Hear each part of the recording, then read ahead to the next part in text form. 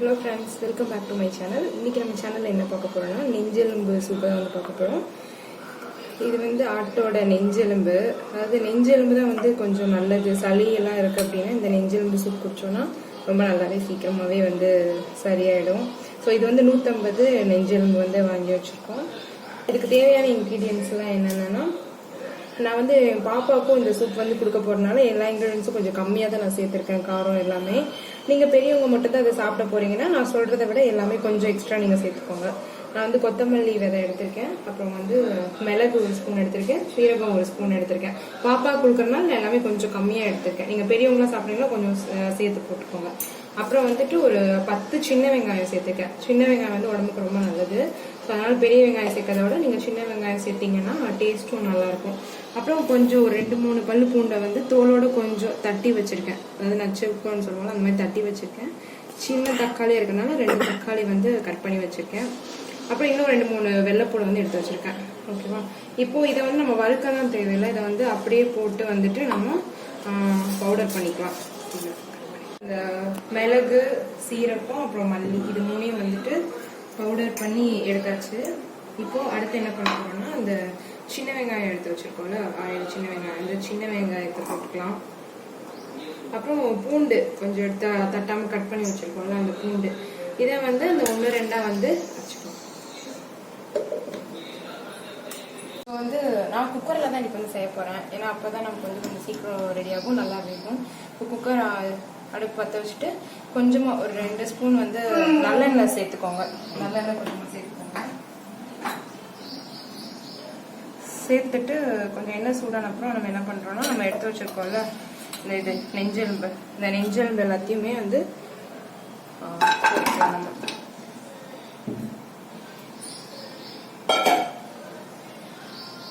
அதுக்கப்புறம் இந்த இது கொத்தமல்லி, மிளகு, சீரகம்லாம் நமக்கு வச்சிருக்கோம்ல பவுடர், இந்த பவுடரையும் நம்ம அப்படியே போட்டுக்கலாம்.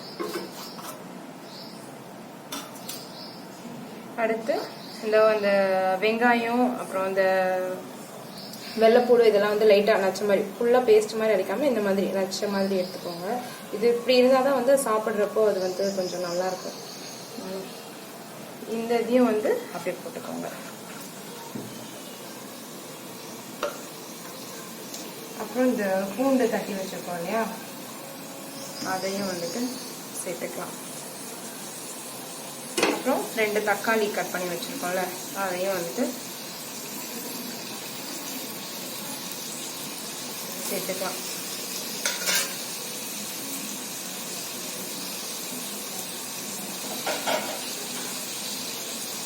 அடுப்பு கொஞ்சம் லோ ஃப்ளேம்லேயே வச்சுட்டு இதெல்லாம் வந்து கொஞ்சம் லைட்டாக மிக்ஸ் பண்ணி விட்டுருங்க.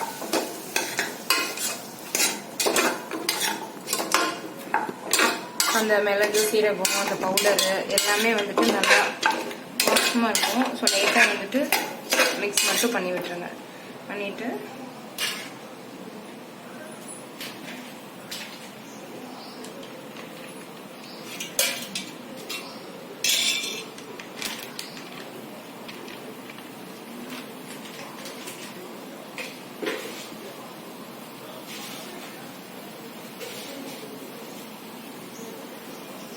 அடுத்து இந்த இதுக்கு தேவையான அளவு உப்பு போட்டுக்கோங்க. உப்பு ஃபர்ஸ்ட் கம்மியாக கூட போட்டுக்கோங்க, ஏன்னா அப்புறம் அதிகமாக போட்டாலும் இது பண்ணுங்க. அப்புறம் கொஞ்சம் மஞ்சள் தூள் இது போட்டுக்கோங்க. மஞ்சள் தூள் வந்து எல்லா டிஷ்லையுமே வந்து சேர்க்கறது நல்லது. அதுவும் இந்த நான்வெஜ் ஐட்டம்ஸ்ல எல்லாம் சேர்க்கறது ரொம்ப நல்லது.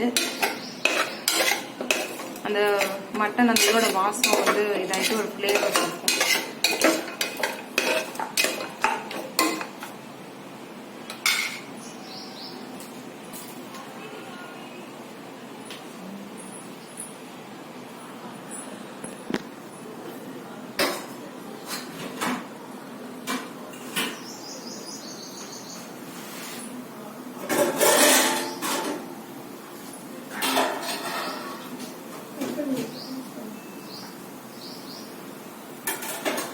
இப்போ இதுல வந்து எவ்வளவு தண்ணி உங்களுக்கு வந்து தேவையோ அந்த அளவுக்கு ஊற்றிக்கோங்க. ஏன்னா அது வந்து தண்ணி விசில் நிறைய விடுறதுனால தண்ணி வந்து வத்திரும். ஸோ அதனால தண்ணி கொஞ்சம் வந்து சேர்த்தே வந்து ஊற்றிக்கோங்க. இப்போ நம்ம இது எல்லாமே வந்து போட்டாச்சு.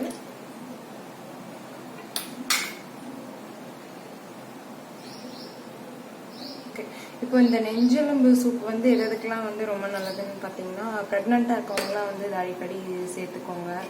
அப்புறம் சளி பிடிச்சிருக்கிறவங்களுக்குலாம் வந்து இது சளி இருமல்லாம் இருந்ததுன்னா இது அடிக்கடி இதை செஞ்சு குடிச்சிங்கன்னா வந்துட்டு சரியாயிடும். சளி பிடிக்காமே இருக்கும்.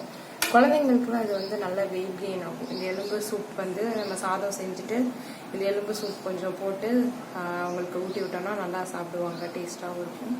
நல்லா நோய் எதிர்ப்பு சக்தியும் வந்துட்டு கிடைக்கும். அப்புறம் ஃபீட் பண்ணுறவங்களா இருந்தீங்கன்னா இந்த மாதிரி சூப் லிக்விட் ஐட்டம்ஸ் எல்லாம் நீங்கள் நிறைய எடுத்துக்கிறப்ப வந்துட்டு நல்லா வந்து பால் வந்து நல்லா வரும். ஸோ இவங்க எல்லாருமே வந்துட்டு கண்டிப்பாக அதை ட்ரை பண்ணுங்கள். அப்புறம் ரத்த சோகை இருக்கிறவங்களாம் இந்த மாதிரி அடிக்கடி இந்த மாதிரி சூப் வச்சு குடிச்சிங்கன்னா ரொம்ப வந்து நல்லது. ஓகே, இப்போ நம்ம வந்து எல்லாமே வந்து போட்டோம். இப்போ வந்து ஒரு 1/4 மணி நேரம், அதாவது ஒரு 10 விசில் கிட்ட அந்த மாதிரி வச்சு நீங்கள் விட்டிங்கன்னா நல்லா அது வந்து வெந்துடும். ஓகே, இப்போ ஒரு 10 to 15 மினிட்ஸ் கிட்ட ஆயிடுச்சு. இப்போது இதை வந்து ஓப்பன் பண்ணி நம்ம வந்து பார்க்கலாம். இப்போ வந்து சூப் வந்து நல்லாவே வந்து இது ரெடி ஆயிருக்கு. குழந்தைங்களுக்கு கூட கொடுக்குறனால நான் வந்து இதை வந்து கம்மியாக தான் உங்களுக்கு சொல்லியிருந்தேன். மிளகு மல்லி எல்லாமே கம்மியாக தான் நான் போட்டிருக்கேன். நீங்கள் உங்களுக்கு வந்து சாப்பிட்றப்போ குழந்தைங்களுக்கு தனியாக வடிகட்டி நீங்கள் எடுத்து வச்சுட்டு நீங்கள் வந்து கொஞ்சம் மிளகுத்தூள், பெப்பர், மிளகு சீரகத்தூள் வந்து ஆட் பண்ணிக்கோங்க. பட் எங்களுக்கு வந்து இந்த காரமே கரெக்டாக தான் இருந்தது. ஓகே, இந்த வீடியோ உங்களுக்கு பிடிச்சிருக்கும்னு நினைக்கிறேன். பிடிச்சிருந்தா லைக் பண்ணுங்கள், ஷேர் பண்ணுங்கள், சப்ஸ்கிரைப் பண்ணுங்கள்.